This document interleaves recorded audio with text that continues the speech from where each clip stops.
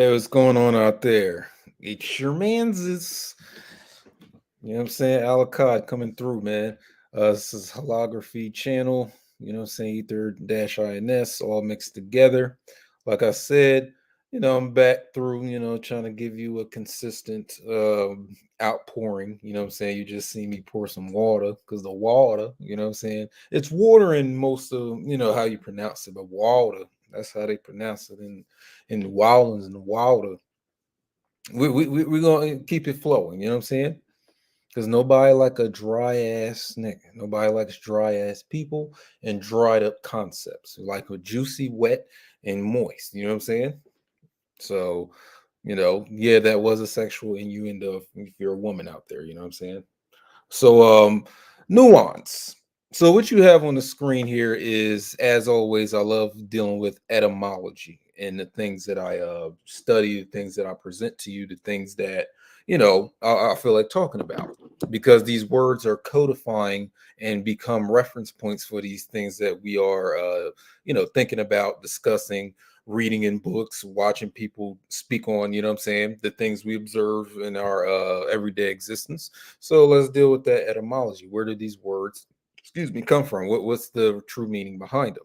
So nuance, knowing alchemy's universal solvent. Let's start with nuance. Now you see that for this title, I have it stylized as new, NU, and then dash and ance, ANCE. There's a reason why I did that. If you're clever enough, you already know why. But let me enlarge the screen. So we're dealing with nuance here. And just from this etymology, you start seeing words that are in tandem with each other. Like, for example, this first meaning of slight or delicate degree of difference in expression, feeling, opinion, etc. Coming from the French nuance, slight difference, shade, and color. There you go. That's the first key word that you need to be focused on when we talk about nuance. Now, then you start getting into shades, clouds, noobs, you know what I'm saying? Sin noobs, not nudes, you know what I'm saying? Noobs. A cloud, a mist, a vapor, a fog, a veil, clouds. Then you get all the way to this Greek Nithon. And how you pronounce this? This is the first time I'm seeing this one. Hesychius. You know what I'm saying? I'm pretty sure I got that on. I know it's a hater, a spec hater out there that's going to try to correct me. Do your worst, do your best. Dark and dusty. So these words start to kind of give you a general meaning because they're words that have a connection that you may not, you might not have, guessed before or even, considered. Cloud, mist, vapor, darkness, fog. You know what I'm saying? Shade, as in shadows. You know what I'm saying? So if you out there are, an occultist of some sort, this would probably be a good place to start. But this is stuff that you're not, who's telling you this stuff? You know what I'm saying? Now, what do we often associate with nuance? Without even dealing with this etymology, we deal with subtleties. Nuance and subtleties are damn near interchangeable. And then subtext. You know what I'm saying? Things that are in between the lines or, not directly expressed, but they're implicit. You know what I'm saying? Insinuated. It's not directly spoken. You know what I'm saying? Like if I told, a woman that I was interested in, hey, let's get out of this restaurant and go do something that's grown. You know what I'm saying? Let's go get grown somewhere. It's implied, but it isn't directly stated that I would to have sexual relations with this intercoursal, relations with the woman. But it's implied by the way, not even by what I'm saying, but because you can look at the phrase, let's go do something grown, without how I say it, you probably get the idea that, yeah, they about to go knock boots, you know what I'm saying, which is another expression of sexual intercourse. But the way I'm saying it, like I say, okay, let's get out of here, go knock, you know what I'm saying, knock the boots, let's go do something grown. It's my smile, my facial expression, the way I'm kind of like trying to persuade her, you know what I'm saying, my voice, like I'm trying to sound all erotic. Like that all goes into the nuance and subtlety of these words that if you didn't know about that subtlety and nuance, you would just say, well, If you was just clueless about what the fuck I'm trying to get out of this, you'd be like, well, what the fuck is grown? Aren't we adults? If someone took those words literal, but there's a subtext and a nuance and a subtleties, you know what I'm saying? Read in between the lines, that I'm trying to fuck. So that's what we need to start studying here. Because when you go to talk about the occult, people keep thinking that it's something that's hidden when it's really something that's right there in your face, but you're skipping over it because your ability to perceive or to notice things is at a very low degree. So when you increase that degree and that expansion of your awareness of being able to detect these things right there in your motherfucking eyes, you know what I'm saying? Now you start to understand the occult much better than anybody sitting here thinking that they're dealing with the occult. So, like I said, going back to this etymology of nuance, a cloud, a mist, a vapor, it's like ghostly, ghastly. Some people don't even make the connection between geist, as in poltergeist, gas. You know what I'm saying? Like these are related terms.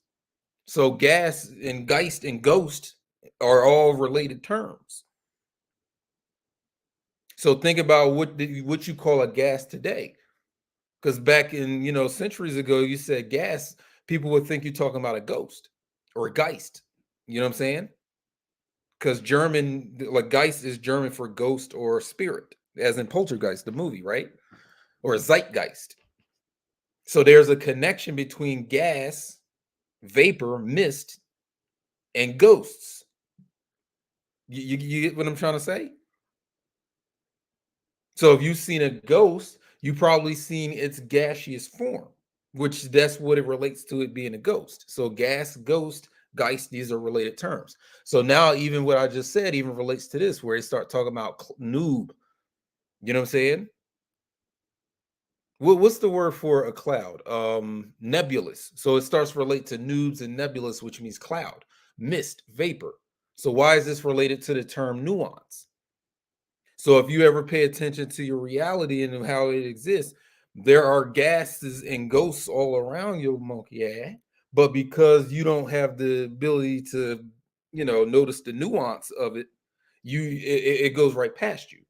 So you have to up your awareness to be able to notice and detect these entities around you. They're always around you. It's just that your ability to be aware of it is low. You need to increase your attention span, your attention capacity, your attention depth, and increase your awareness in general. Now, like I said, the reason why this word is important because we're dealing with this word. So if you're in the Black conscious community, you know this word. You've seen it before and you've seen it outdone. You see people with it's in their little Instagram tag or a name new. So you know about Egyptian stuff and Kemetic mythologies and stuff like that. You know that in you is a whole god out here. So I got this complete gods and goddesses of ancient Egypt pulled up for you Kemetic lovers.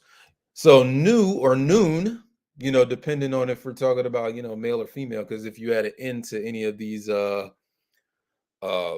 names or newt, it becomes like a feminine thing, like in just stuff that I learned from Egyptian or ancient Kemetic hieroglyphs and vocabulary and stuff like that.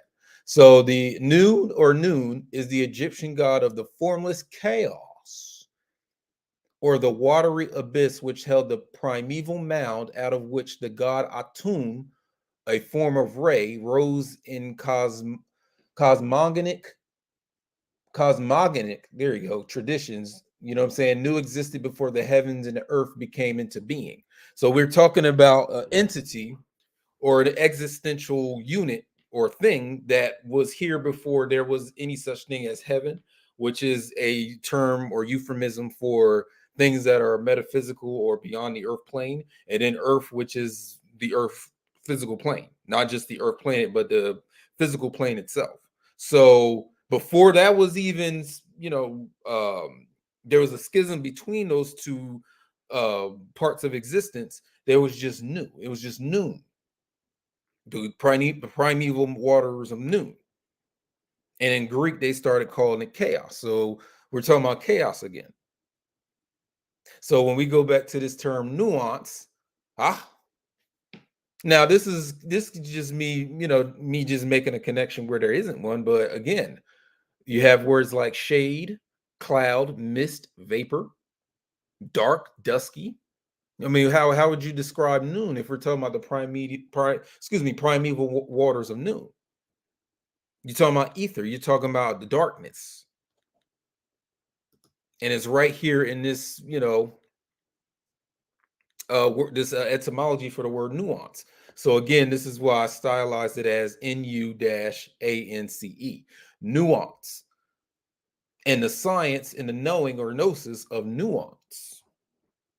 So if your ability to detect nuance is low, or it's subpar, there are things that you won't understand about the occult. There are things you won't understand about anything beyond the physical, because you're not noticing the subtext of situations. You're not noticing the implications of certain things happening in your life, or that observe throughout your existence. You know what I mean? So going back to this deity Noon. So let me go back a little bit. So this is just, just the run-of-the-mill Wikipedia page on this deity, giving you references, so you don't have to go by anything that someone wrote here. They gave you references. So you know how people want to shit on Wikipedia, but I'm like, well, if you don't want to read nothing about this whole subject, they at least put these references here, and then from there you can expand into anything else that's related to the topic, which is new. But because they have the reference here, so Nu is the watery one, or the inert one, the chaos, the primordial watery abyss.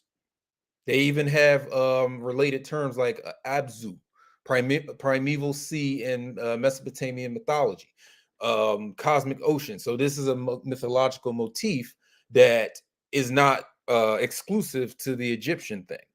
So this is a world understanding. Wuji, Chinese philosophical term for infinity and the primordial universe. You know what I'm saying?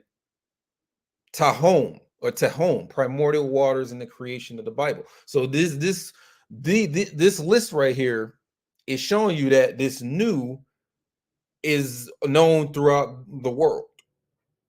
It ain't just Egyptian. It ain't just Greek. It ain't just Islamic or Arabic. No, it's everywhere. They know about this cosmic primordial water from which everything else springs, which is the basis or true basis of alchemy. So when you're doing alchemy, you are dealing directly with this right here. You're dealing directly with it. You don't have to sit here and put some sort of, lackluster or subcategory of magic. No, you're dealing directly with the blackness. Nuance. Another name for alchemy is the science of nuance. There you go. But like I said, if you're familiar with, conscious community, new age movement, what I'm saying, Kemetic stuff, and people like Egyptian stuff now, you know about the new. You know what I'm saying? And new nut. So, what I'm saying? Sometimes you gotta wait. If you bust twice today, you gotta wait tomorrow for a new nut. You know what I mean?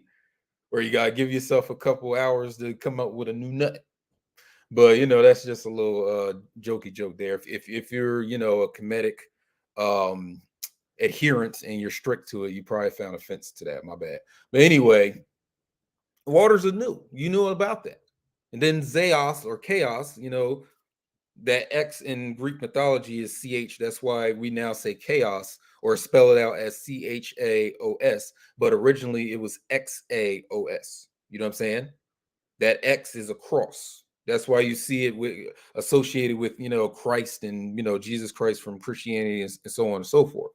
So that even makes a relation to that. So the more Christ you are, the more chaos you are. A little nugget to, what I'm saying, ping at your forehead there. You know what I'm saying? Ping. So these things become interrelated. So what I've said before in a previous video is that the occult for me is more like things that are connected that you don't know are connected. You know what I'm saying? You don't know that there's a connection between these two things. And once you get into that link and that connection between them, now you start you're starting to, make these connections to make everything whole. So what holifies everything? New. Because from out of this primordial watery abyss, everything rises. Everything emerges from it, whether it's metaphysical or physical. So whether we're talking about abstracts, ideas, you know what I'm saying? What else? Forces, or if we're talking about physical objects, physical concepts or physical phenomena, both these sets of things come out of new. So as they come out of new, or they rise up, or they bubble out of new, so must they return. Or you can look at it as there is no separation between them. You're just seeing you're seeing shapes in the new that you think are separate from other shapes. But these shapes all go back into the chaos. So differentiation is really just an appearance. It doesn't exist outside of it being an appearance. So when you differentiate between, like, for example, my phone and this can of lime sparkling water that I got from Aldi's, you know what I'm saying? Let me take a sip. Hold on. Wait, nigga, wait. You think there's a difference. You've been trained and conditioned to think that there's a difference between these two objects. But when you go deeper and deeper and more depthically into it, you'll realize there is no difference between them. So why are you focused on how different they are rather than focusing more on how they are actually the same thing? Because it all springs out of new. So all things are new. You're just looking at just the surface level differentiation between them. It's all new.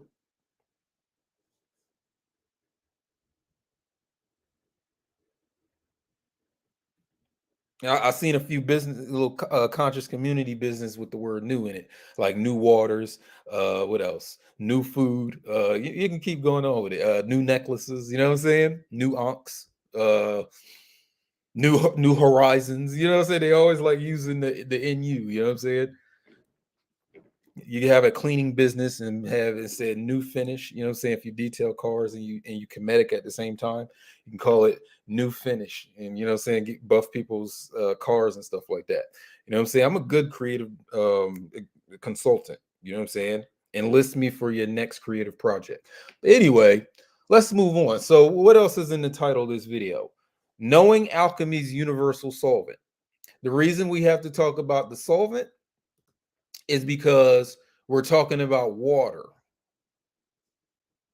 So right here, I just typed in these two words, universal solvent, and came up with water. So just in regular ass, science today, they only subscribe or ascribe this word, universal solvent, this term, to water. Water is called the universal solvent because it is capable of dissolving more substances than any other liquid. This is important to every living thing on earth. It means that wherever water goes, either through air, ground, or through bodies, it takes along valuable chemicals, minerals, and nutrients. Very interesting. But we're getting into the nuance of what's being said. We're getting into the subtlety, the subtext of what's being said. Because you can just stop right there and be like, okay, just regular ass. Hold on, let me pour some water in here. You heard that water spill? So just regular ass water, right? And it's called the universal solvent because it can break down and dissolve any other substance. Some substances can be dissolved instantly, some take centuries, millennia to be dissolved, but eventually the water dissolves it, right? And whenever you have something that is dissolved in water, what is it called? For my chemistry people out there, a solution. So this video is about we're coming up with a solution that works. You know what I'm saying? You want to deal with what works, right? We're dealing with a solution. Let's come up with a damn solution right here. And we're dealing with this on a mundane and an esoteric level. So when someone reads this, like I was saying, they may just deal with it on an exoteric level. They're not reading between the lines. They're not getting the nuances. They're not getting the subtleties and the subtext of what's being said. But if you are making the connection between this right here, new, and this right here, regular ass water, tap water, you know what I'm saying? Just water. Now you're understanding what the water has, what it symbolizes within the mind itself. Because we're dealing with primordial waters here, but here we're dealing with just regular ass water out the sink. You know what I'm saying? Or in a stream somewhere, or the lake, or you know what I'm saying? Or the ocean somewhere. But the meaning in this nuance brings you to the semiotic. It brings you to the sign, the meaning, the semiotics of it. That's what we deal with over here in this alchemy, because now you're dealing with what's called an alkahest. So alkahest is a Arabic word that means it's the universal solvent, and we already discussed in a couple of videos ago that these words that were in alchemy and the spiritual supernatural science have now devolved into things that are just physical, like just regular ass water, right? But the alkahest is a thing that is, what is universal solvent, salt, and alchemy? Like, why do alchemists go after the alkahest, this universal solvent? The main reason is simply because it can break down any other thing, substance, or entity. And you're going to need that tool or that feature, that force, in order to take what was dissolved and then repurpose it or recreate it or redesign it into something new. So it becomes a tool of conversion within the alchemical process or procedure, the alkahest. Now, some people even, just like I said, without even going further, you can go further if you want to, like you can click on any of these links, but just right here, right in your face, before we even get into anything, in the spiritual alchemical processes, or in spiritual alchemical processes, alkahest is the dark water of the unconscious in which the ego is dissolved. Just that one sentence, no matter who said it, no matter what book it comes from. Pay attention to the subtext. In spiritual alchemical processes, the alkahest, which is the universal solvent, is the dark water of the unconsciousness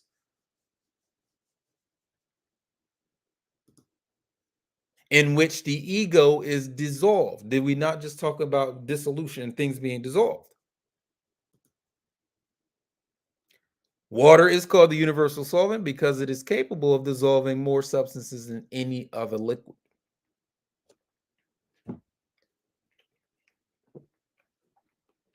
So when the word substance is here, if you're just dealing with it on a mundane level, you're just thinking it's just physical objects or just other chemicals, right? Or metals or something like that. But again, get into the nuance of it, the nu-ance. The nu-ance. Are we just talking about physical substances, or are we also talking about metaphysical substances, quote unquote? Supernatural substances. Because from the waters it sprang, and from the waters it shall return. Young blood. From the waters in which it sprang is the waters from which it returns. That's what makes Nu the true universal solvent. And I'll even go a step further than just dealing with the term universal and start dealing with existential. Because there are things that exist beyond universe. Motherfuckers that's into this multiverse thing. Well, there's an omniverse, there's a metaverse. No, this is beyond all that. Because all these concepts, these constructs and ideas sprang from this, what's being described here with Nu.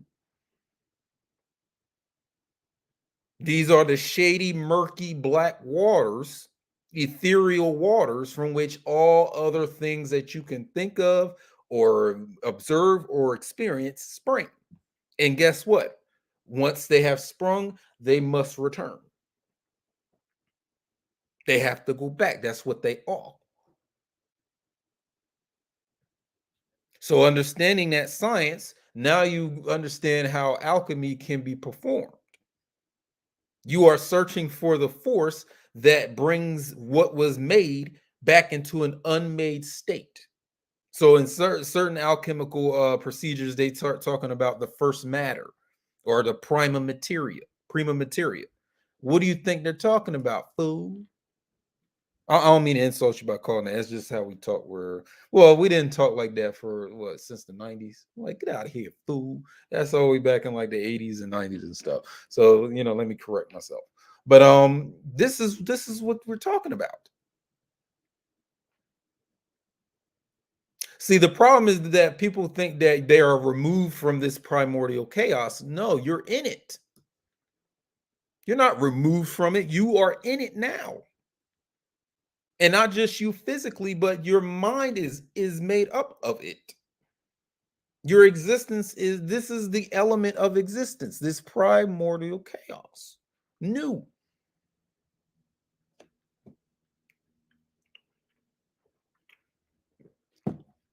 To give you like a metaphor, go to like these cold ass oceans, like if you go towards like the Arctica or something like that, what I'm saying, or North Pole or the South Pole, and you start seeing these ice bugs, these icebergs floating in the water. Now, if you're into differentiation and division in your mindset, you'd say, okay, the iceberg is separate from the ocean in which it floats in. And on that level, you're totally correct, but that's not the whole story. See, I'm noticing that people aren't necessarily incorrect, they're just incomplete. You know what I'm saying? They know stuff, but they're not putting it together with other things. They're only giving you a sliver, not the whole pie of the store or the store, just a slice, not the whole pie. We deal with the whole pie over here, sweetheart. Sweetie pie. You know what I'm saying? That's I don't know what you do. You want to be all limited in your understanding and your scope of things. I'm holography. Get the book. That's what we on. That's what I'm on. So now if you look at this iceberg and ocean thing, the iceberg is the fucking ocean. It's just a cold piece of the ocean. It's still water. And anything that's stuck in the iceberg was anything that was also floating in the water. So ultimately, the ocean and the icebergs floating in it are all nothing but water. But if you want to sit here and focus on, this piece of ice being colder than the rest of the ocean, by all means. And the reason I'm giving you this metaphor is because that's how a lot of people think out here. That's their mindset. They can't see how two unrelated things ultimately connect. They have problems seeing this, the the underlying element which creates everything else. It's all chaos. It's all new. You go to an Egyptian barbershop, it's going to be called New Cuts.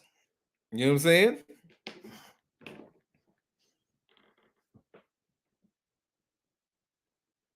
You go to a doula that's into Kemetic mythology, her business is going to be called New Births. You know what I'm saying? New Horizons. You know what I mean?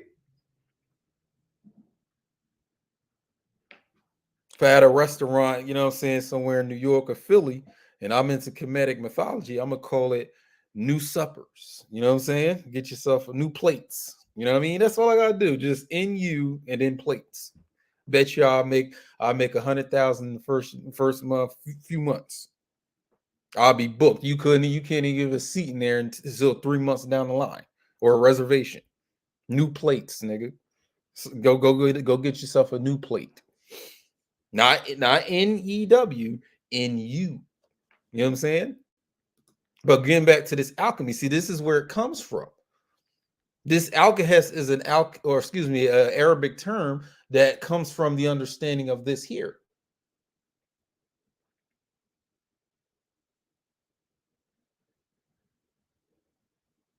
And I challenge you, if you want, you know what I'm saying, you want to sit here and have your doubts. Name me one thing that new that isn't made of new. Even your ideas are new. Your dreams are of new. Your emotions, you know what I'm saying? Little emotionally unstable motherfuckers that be on social media trying, you know what I'm saying? Start arguments and shit. All that is new. It rises out of these dark, black, unformed, unmade, undifferentiated water. And that's what we seek for in alchemy, the universal solvent, because we're looking for a solution that works. Now, if you understand solvents, and there's two other words you need to know. If you know solvent, you should also know solute, and solution. That's what you need to understand here if you want to get to the what I'm trying to get to you here. Oh, let me see something.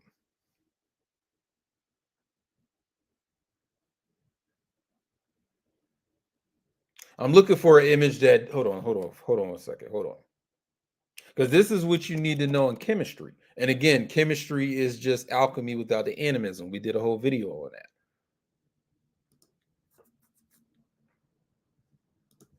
Simple shit with just regular ass table salt. You can do this experiment right there in the comfort of your home.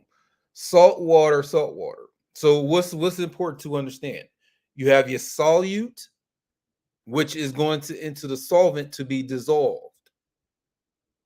So usually water or some sort of liquid is used as a solvent because it is being used to dissolve or break down the substance or solute that's going to be put in it. So once you put a solute in a solvent, you get a solution.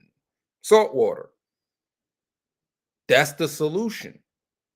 So now if we look at that from an occult level or esoteric level, here, just using even another picture. Before we get there, let's read this. Solvents are the component of a solution present in the greater or greatest amount with other substances in lesser amounts defined as the solute or solutes. Solutes dissolve into solvents to form solutions. Tutors.com. So if I had a business where, I was into Kemetic mythology and I wanted to teach your kids, these alchemical concepts, my business would be named New Tutor. New teachings within you. All my businesses is in you, new teachings. You know what I'm saying? So sign up for new teachings so that your child can get through grade school, you know what I'm saying, with academic excellence. You know what I mean? And outstandingness. But this is important here. It's not a new concept. They got this straight out of alchemy. And alchemy comes straight out of this. Know your lineage, pal. You know what I'm saying? Know your lineage.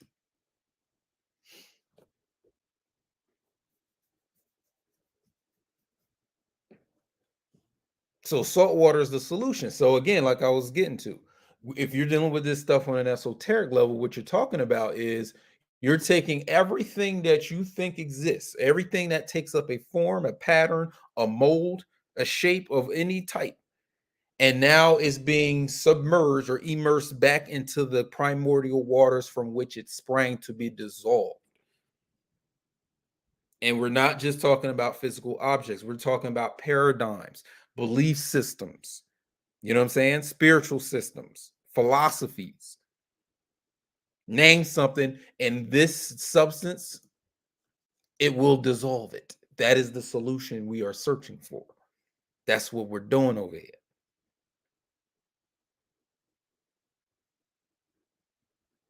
Christianity, we're going to put it right back in the water from which it sprang. You know what I'm saying? Baphomet, we're going to take this goat thing, put it right back in the water for it to be dissolved. Name something. Because what did I tell you before? If it can be constructed, it can be destructed or deconstructed. If it can be made, it can be unmade. If a function goes the right way, it can go the opposite direction. Name something. Even these lesser deities, the new. can all be put right back into nu and be dissolved. These are forms, experiential forms, going back into being what? Formless experiences. Here, I'll bring it up on here. Hold on. What was that post? Hold on.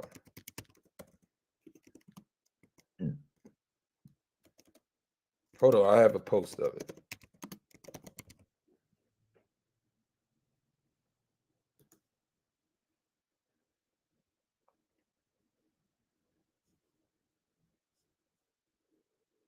Hold on. Now, this Instagram page is it's a little dark, it's a little wild, but you know, say work with me a little bit. Hold on. I don't know if it's gonna shit. Hold on. What I'm gonna put this thing on break right quick. Let's take a little quick break right quick. A little breather. Then we're gonna come back and deal with this stuff. Hold on.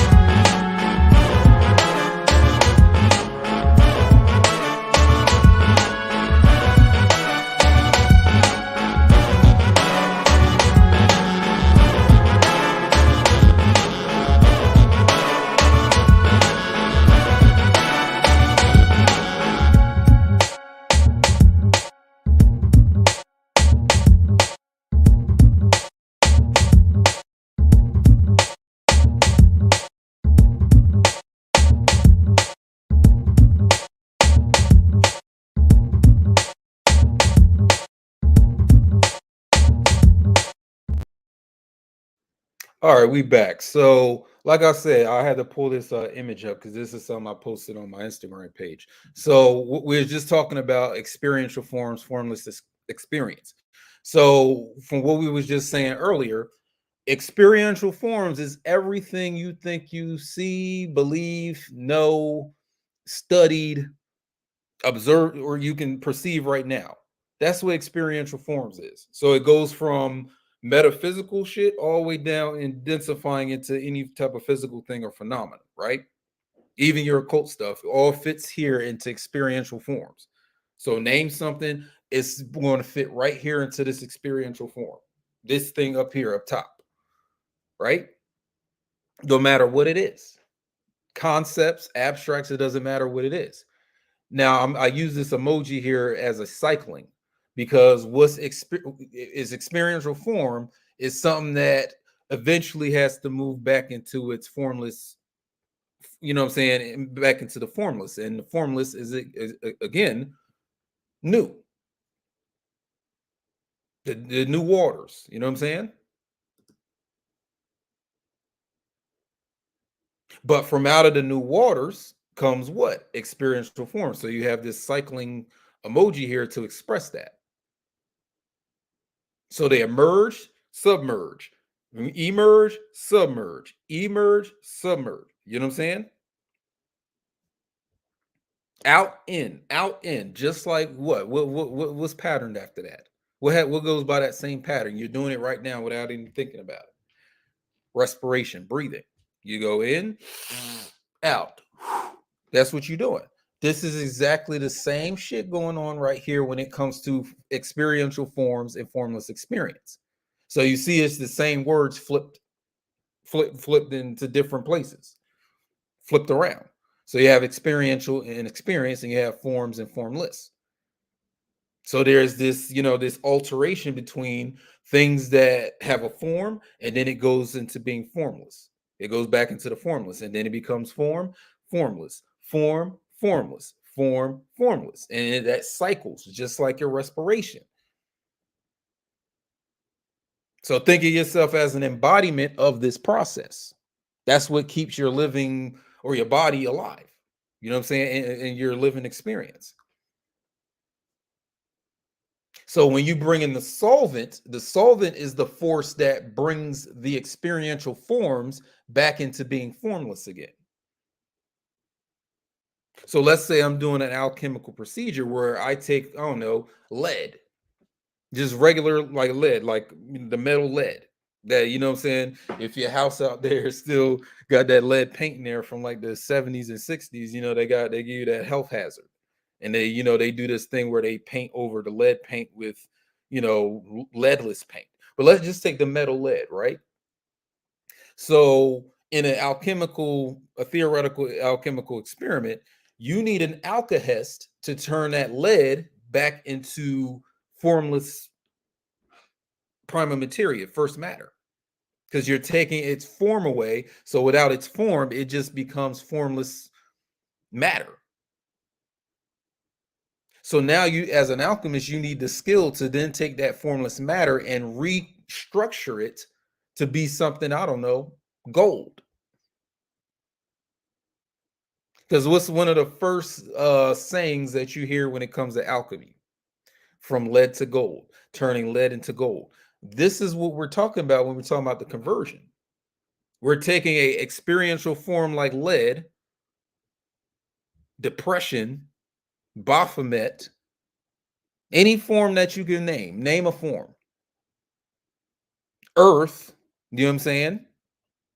Loneliness, it doesn't matter. Anything that has an experience that takes up some sort of space in your experience, whether physical or non-physical. So with the alkahest, it turns this form back into something form. It's now formless, back into the element of which it was made. So it's just like if you had a clay, you made a man out of clay, and then you squished his bitch ass, you turned him back into a formless blob of clay. But from that blob of clay, now you can reform it into like a monstrous demonic form, if you wish. This is what the conversion in alchemy is talking about. You need an alkahest or a force to bring it back into it being formless. And then from its formless state, you can reform it. So this is the cycle. This is the cycle of existence, shall I say. Things are formed, they emerge, and then they go back into the ether and become nothing again. It becomes the chaos again. But that's just this first step of understanding it. A higher degree of knowing this stuff is it still remains ether. It still remains chaos, just in a form that you're experiencing.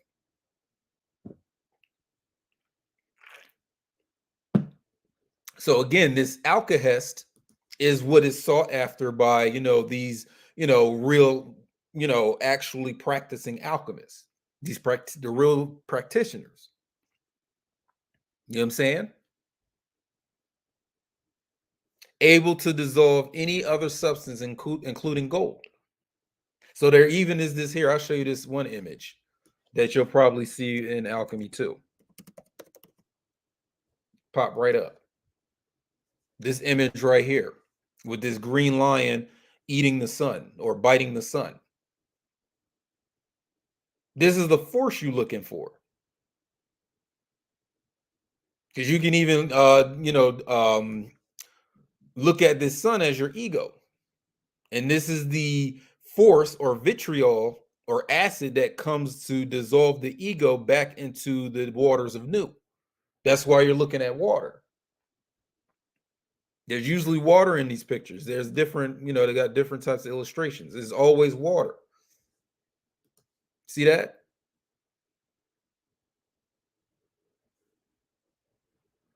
So we're going beyond just dealing with, an actual or, the form of a green lion. No, this is some sort of symbol for something, a force of some sort that dissolves the ego back into the waters. And then you can be remade into something new, you know what I'm saying? Because everything is always new, right? And you can take on a new form, a new shape, a new mold, a new pattern. This is also what the phoenix is all about too. The phoenix being, burned and then turned into ashes, which is a symbol for the first matter, and then rising out of those ashes as renewed as a new thing.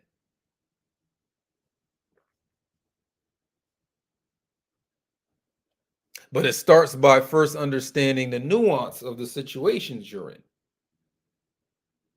Nuance. Nu-Ance.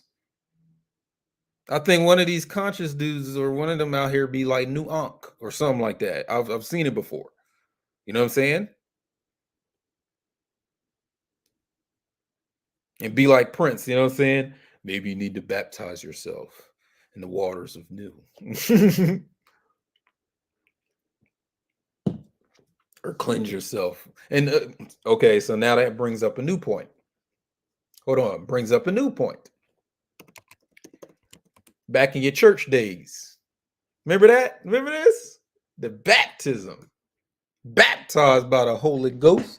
The spirits of tabernacle, new Zion, double Solomon, motherfucking Nazareth Baptist Church, you know what I'm saying? But they got that little room, you know what I'm saying? The little room in the church where they keep all the praise dancing outfits and all the gowns for the church choir and them. You know what I'm saying? You ever got baptized?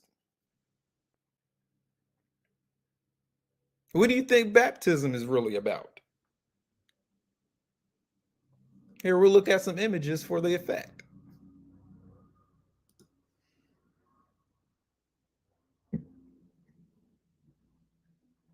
And David Banner, the rapper, he had, I don't know if it was his album name, I think, where his album is called "He Was Baptized in Dirty Water" or something like that. Hold on, we make these tangents so we can make the connections. Hold on, David Banner baptized in dirty water. There we go. So this is back in like the early 2000s. You know what I'm saying? You even got a screwed and chopped version. You know what I'm saying? Chopped and screwed. Dr. Teeth in them. DJ Screwed.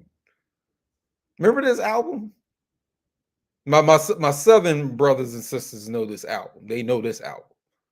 You know what I'm saying? Baptized in Dirty Water. They know this album. I think this was his first album, I think, or his first official studio album, I think. I don't know. But I'm just bringing that up to bring it up. But what do you think a baptism is? Y'all think it's just you being dipped in water with your nose closed, and you think now you a new nigga because you got dipped in some water. Like all your fucking your dirty ways have been washed off and shit. Like you don't still go out there and do sins. You know what I'm saying? You a baptized sinner ass nigga. You know what I'm saying? You a baptized sinner.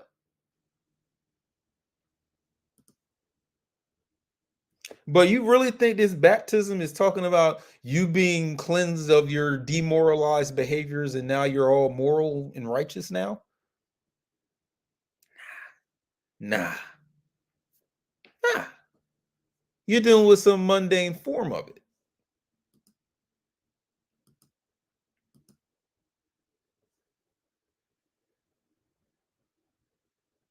So, what are the words that just pop out right at you when you just do a first search of it?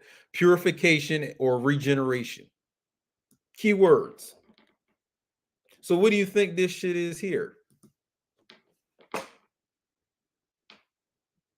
There go your baptism right there, or at least one depiction of it.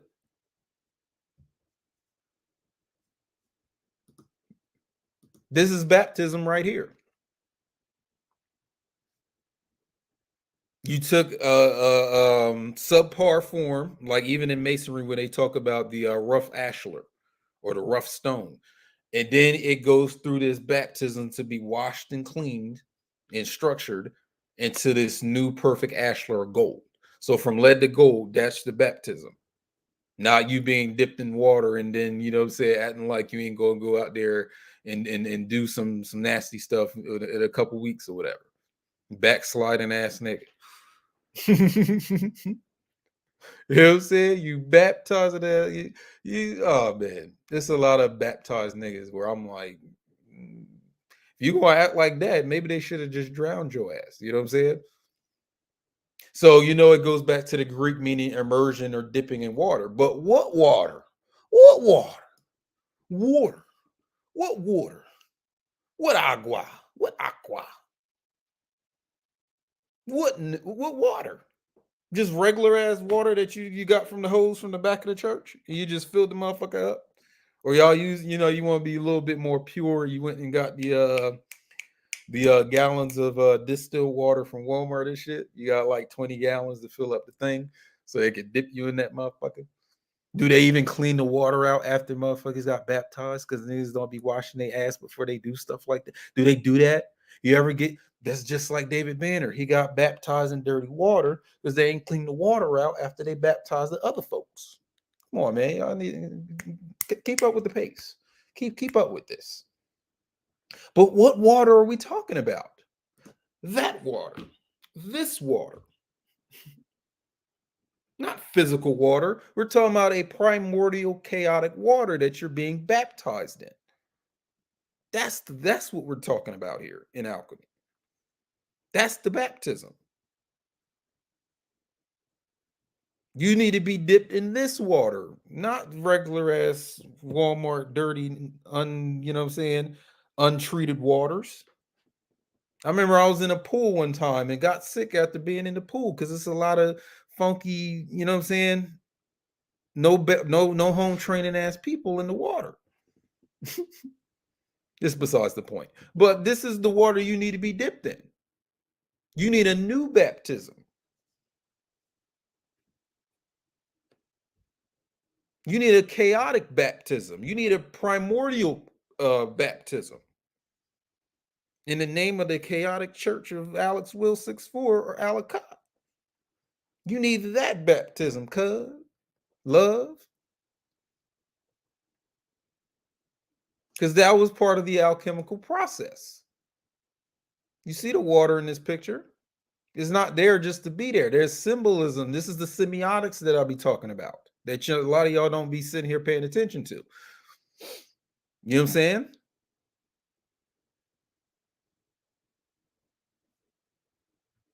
Here, what was the dude just saying when we was talking? Hold on, where is it? Was it this one? We were talking about alkahest. Here, let's go back where it's talking about alkahest. It was right there on the search screen or the search results. Hold on.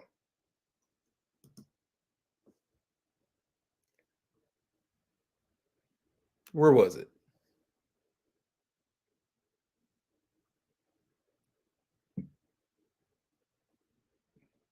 Here. In spiritual alchemy, here, let's click on it. Da da da da. I think it was towards the end of this. Here, yeah. So this is some again, somebody's website, right? Alcahest is a term coined by this guy Paracelsus or Paracelsus. That's his name. I don't if I mispronounce it. If I can. Paracelsus for a mysterious universal solvent in alchemical transmutation. Alcahest is also known as the elixir. That's another term that's associated with alchemy. Niggas looking for the elixir or creating the elixir. And we even use that term today just in, general cult or just, people making these tonics and these medicines or, what I'm saying, these natural remedies.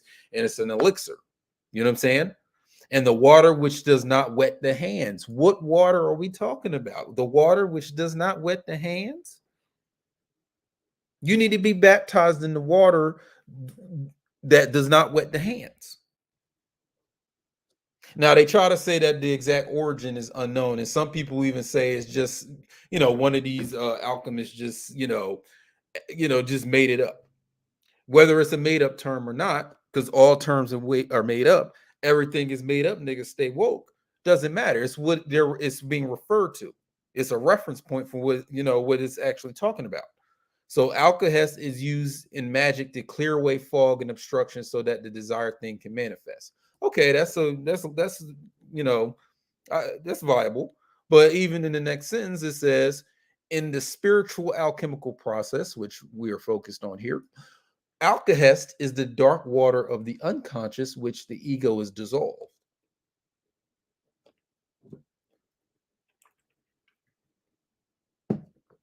aka baptism. This is the baptism. Keep it real with yourself, love. You ain't had no baptism till you had this type of baptism. Because this is a person that loves Carl Jung, because they like you. Even this Mary Louise von Franz is a student of Carl Jung. So this is a Jungian.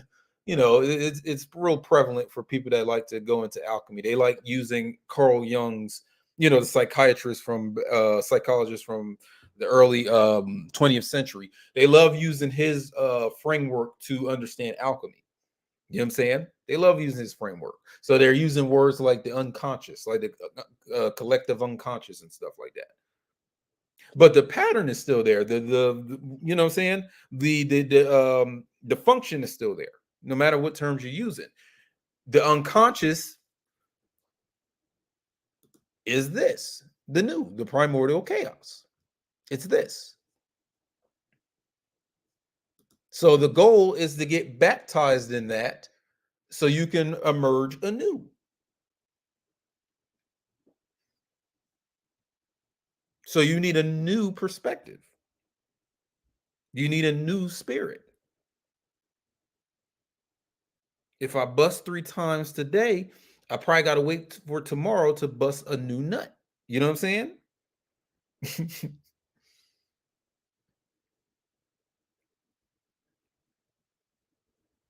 And sometimes it's not even just like, because, there's in alchemical procedures, they do use fire. But have you ever heard of fire water? And what do you use for fire water, right? What fire? What's the nickname for? Alcohol. What else do you call alcohol? Spirits. See how it all connects? See, ghost, geist, gas. It's all connected meaning. So there are entities in existence that they take up a gaseous body rather than a physical solid body. Ever heard of smokeless spirits? Like the jinn or the shadim? Like this is the stuff we're talking about here. You got to start making connections. You know what I'm saying? You got to start following the links between things, because they all look separate until you start doing some digging. You find out it all comes back to the same root, with this being the kernel. This is kernel work right here. This is the kernel.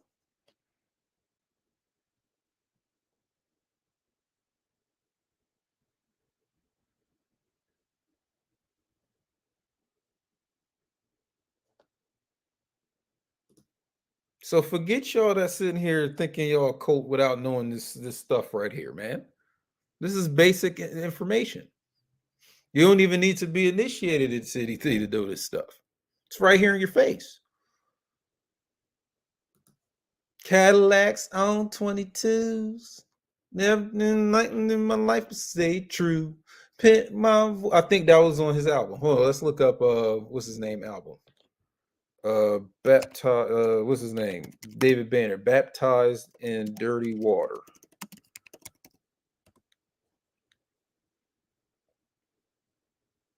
No, it's his third one. I stand corrected. I stand corrected. My bad. It's somebody that was a David Banner fan probably got mad at me just a few minutes ago, and I said this was his first album. But what songs is on here? Because the first song I ever heard of David Banner was Like a Pimp with a little flip. Ain't this on here? Or maybe it's on the first one.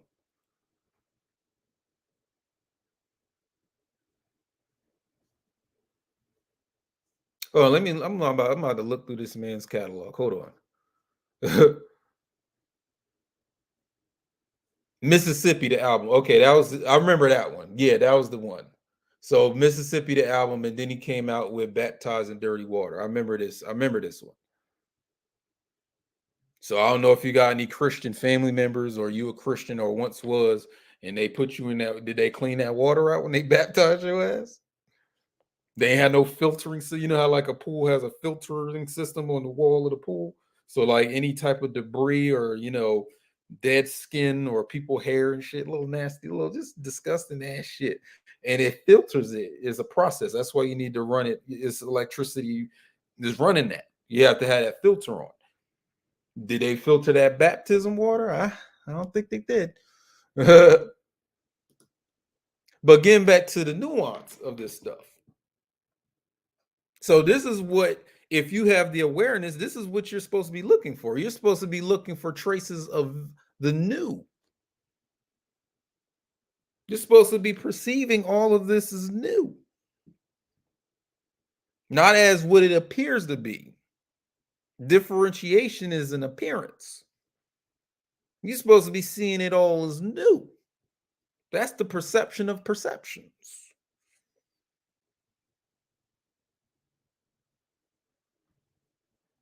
Your pantheon of gods from whatever religion or spiritual system you're in, I can collect all of those and drop it into the waters. And they all dissolve back into which they sprang. So you want to adhere to these forms, in a, what's the word I'm looking for? You're adhering to forms that eventually have to be dissolved. That's the solution. So the solution here is to get baptized in new waters. Name me a better solution to your problems, to your issues, to your life. You know what I'm saying? Name me a better solution. This is the solution, Racham. Think of salt as everything that takes form, and the water being the primordial chaos. Baptize yourself in the chaos is the solution. And that's all I have to share today. So again, Achad, man, let me put my patrons here, Patreon, because this is waiting for you. It's waiting for you. Come on in, jump in the pool. It's fine.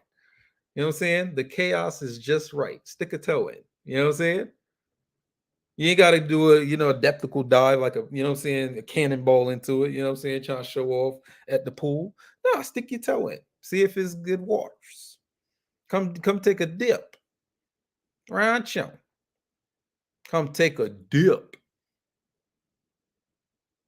When you see me dip, you dip. I'm at the seafloor in this shit right here. You know what I mean? I'm at the seafloor. I'm at the kernel of this right here. What you waiting on? You know what I'm saying? What you waiting on?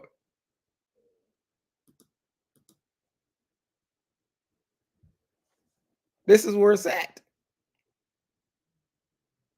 You want to do the knowledge level or you want to do the crown level? The crown level is for you royalty out there. If you royal, you want to deal with this crown. Come deal with the crown. So again, this is Achad, man. Check me out. Check my book out. Check out my website, holographer.com. You know what I'm saying? Check out my other website, ackerson.com. I got all those ebooks that you can, the Ghanaian witchcraft practices, all that, birth charts, all that, spiritual warfare training, all that. Check it out. Come take a dip.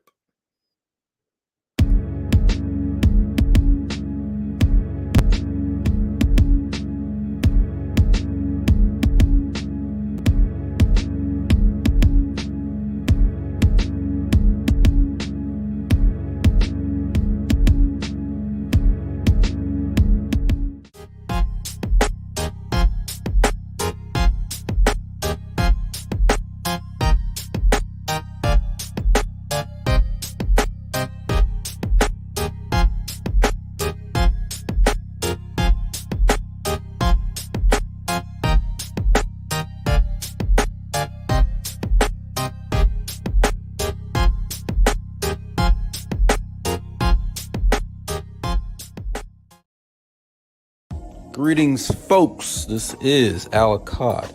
had to cut into the video to let you know that this book here, Wholography, now it's on Kindle, Amazon Kindle. So if you have the Kindle service, you can definitely check it out. There's even a longer sample for you to read, where you can really get into if you really want to know about my book or not.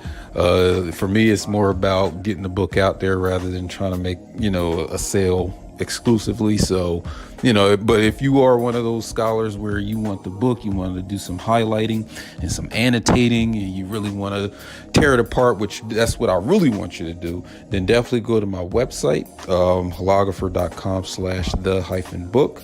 And do it that way. Either way is cool with me. And now back to the video.